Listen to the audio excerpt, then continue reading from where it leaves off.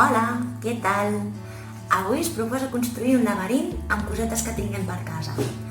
Jo per fer-ho he fet servir la tapa d'una capsa, canyetes que ja no fem servir, les he retallat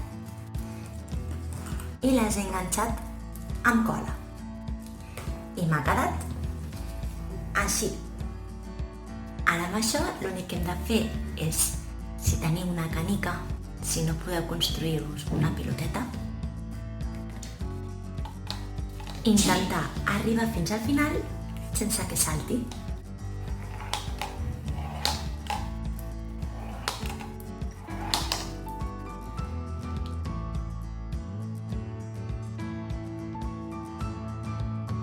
Heu vist? És molt senzill de fer i a mi em sembla molt divertit. Si us ha agradat i teniu ganes de compartir el vostre laberint amb mi, ja sabeu, envieu un missatget. Que vagi molt bé. Adeu!